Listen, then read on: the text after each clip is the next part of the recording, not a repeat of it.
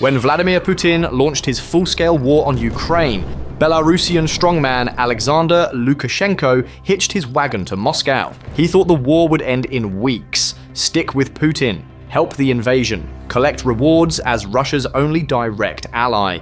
That did not happen. The war dragged on. Belarus paid the cost. An alliance turned into dependence, and dependence slid towards something darker, the risk that Belarus loses its sovereignty.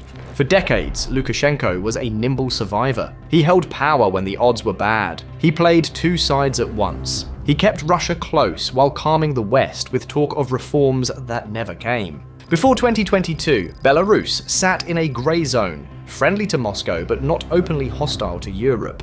That neutrality ended when Lukashenko let Russian forces stage the initial assault on Kyiv from Belarusian soil. As the Financial Times reported in September, Belarus even helped Russia's campaign to abduct Ukrainian children. He also agreed to host Russian nuclear weapons on Belarusian territory, despite years of promising he would never do so. The plan failed. Ukraine stood its ground. Belarus absorbed the shock.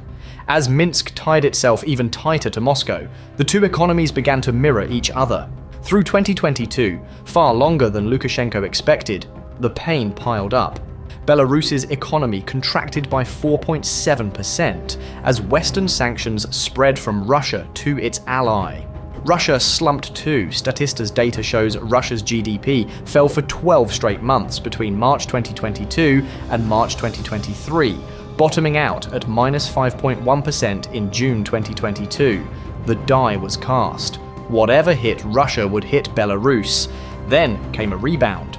In 2023, war demand pumped money into factories, workshops, and depots. Russia needed more weapons. Belarus helped supply them. Cash from Moscow propped up Minsk. Growth snapped back. About 4% in 2023, and again in 2024. For Lukashenko, war seemed a grim blessing, but the price was steep. He rebuilt the economy in a Soviet-style mold meant to serve Russia first. Belarus became a feeder state. Survival meant pleasing the Kremlin, and that started to drain the country and its autonomy. The clearest warning sign was no tank or treaty. It was a potato. In June, Politico reported that Lukashenko's price controls, and even hotlines urging citizens to report stores that broke the rules, helped create a potato shortage in spring 2025. Potatoes are a staple in Belarus and a major crop. But when the state crushes prices, farmers switch to better-paying products. In 2024, the harvest fell to 3.1 million tons, more than 900,000 tons from the previous year. Shortages followed. The cracks in the dictatorship showed. In March, during a cabinet meeting about soaring potato prices, Lukashenko exploded. "You didn't do it, and you'll answer for it," he barked. "It turns out we don't have potatoes. How much has the price of potatoes gone up? Can't we produce the right amount of potatoes, put them in the cellar, and then sell them to people? Why? It doesn't store well.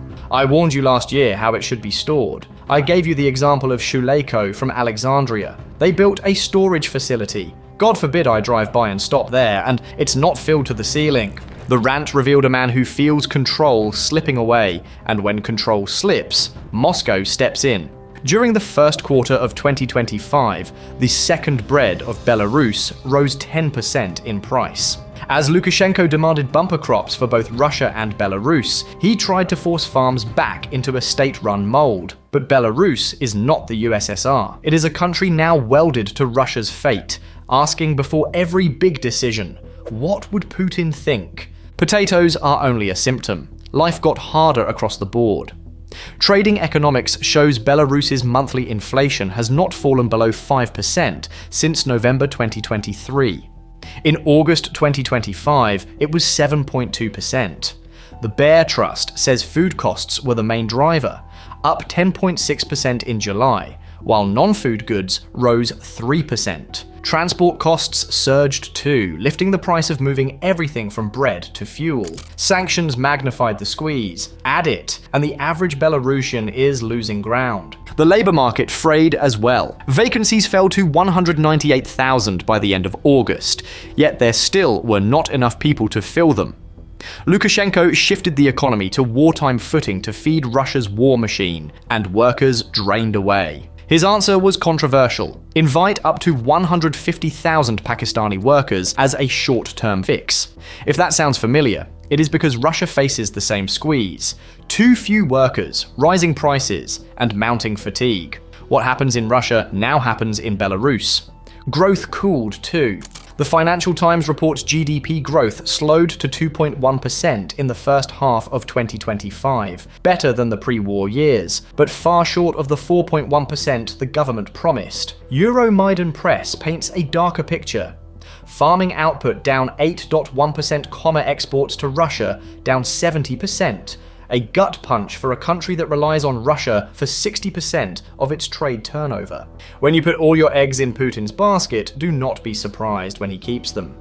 The shock that exposed this dependence most was oil. Between August 13th and 19, Ukrainian drones struck the Druzhba pipeline several times. The northern branch feeds Belarusian refineries. Crude slowed. Refineries choked. Fuel prices jumped 8% almost at once. Lines formed at gas stations. Farmers, already hurting, could not fuel their equipment. Lukashenko tried to calm the panic, but fuel was tight and tempers short. Surely Russia would help. Belarus had opened its borders for the invasion, hosted Russian nukes, and kept weapons flowing. Instead, Putin ordered Russian oil companies to buy as much Belarusian product as they could. Russia's refineries had been hit. So when Belarus needed Moscow, Moscow served itself first. By August 25th, the pressure forced Minsk to restrict supplies to Russia, both to cover its own 2 million tons per year of gasoline use, and because selling to China and India paid more. To some, it looked like a small act of rebellion. To others, it was a desperate move to survive. The political cost is even higher. Al Jazeera warned in January 2025 that Belarus could lose statehood and be folded into the Russian Federation. Lukashenko is a hostage to the system he built. It survives because Putin props it up. The pattern is old. In the late 1990s, Lukashenko floated reintegration with Russia. The Financial Times notes that Putin's backing let him crush dissent and win elections. Exiled opposition figure Sergei Tsikhanouski put it bluntly, if it weren't for Putin, he would be long gone. Chatham House made the same core point in December 2023. Director Ryhor Astapenia argued that Lukashenko strengthened himself while weakening the state. Military integration with Russia became a daily routine. That means if Putin wants to use Belarusian rails, roads, bases, and runways again to attack Ukraine, Minsk will struggle to say no. September brought another reminder, Zapad 2025, the joint drill held on Belarusian soil. Former UK military intelligence officer Philip Ingram told Times Radio that the exercise, involving roughly 10,000 Belarusian troops and 4,000 Russians, was smaller than in the past. That itself was a message. The point was no theatre for NATO, it was normalization for Russia. The more often Russian soldiers are in Belarus, the more normal it feels, and the easier it is to keep them there. Eventually, Ingram warned, Belarus is going to fall. None of this is sudden. It is a long game. In February 2000, early in Putin's rule, Russia extended its nuclear umbrella to Belarus. The chain grew link by link. Joint commands, shared air defense, recurring exercises, logistics, staging areas, and then open wartime use of Belarusian ground. In August 2025 came the next link, Putin's boast that new hypersonic Oreshnik missiles would be stationed in Belarus. To Lukashenko, these moves look like protection. To Putin, they look like ownership. Would Lukashenko really hand over the keys? Astapenia says no. The myth that he is happy to be a junior satrap like Ramzan Kadyrov does not hold. Sometimes he has room to maneuver. Sometimes, like in 2020, almost none. But he always pushes to widen that space. That helps explain the flickers of a pivot back west. Limiting refined fuel sales to Russia was one. Summer brought others. The Financial Times reports a new willingness to talk with Europe and even to consider releasing political prisoners to gain sanctions relief. He is also testing small gestures towards the West. One European analyst says Lukashenko invited him to Minsk several times to reopen lines of communication. The Financial Times notes that, since Donald Trump's inauguration, Lukashenko met US Deputy Assistant Secretary for Eastern Europe, Christopher Smith, 5 times. In June, a visit by the US presidential envoy for Ukraine, Keith Kellogg, to Minsk preceded the release of Sergei Tsikhanouski, who was rushed to the Lithuanian border with a sack over his head. After 5 years in the cold, Lukashenko is trying to return to the light. He has to. The oil shock exposed the truth. Russia sees Belarus as a service annex. Equals do not raid each other's fuel in a crisis.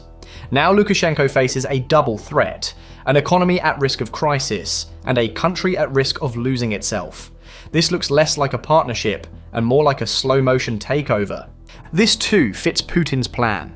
Belarus is tied to Russia by economics, energy, and arms. Each new tie tightens the noose. The question is whether Lukashenko can loosen it. Can he balance again between Russia and the West? Or are these new gestures, freeing opponents and courting Europe, too little, too late? As Minsk inches away, Moscow looks elsewhere for help. One candidate is another tightrope walker, Turkey. Reports say Putin is looking to Ankara for air defenses that Russia badly needs. To see how that story could change the war, watch our next video. And do not forget to subscribe to The Military Show for clear, fast coverage of Europe's security crisis and the choices that will shape Belarus's fate.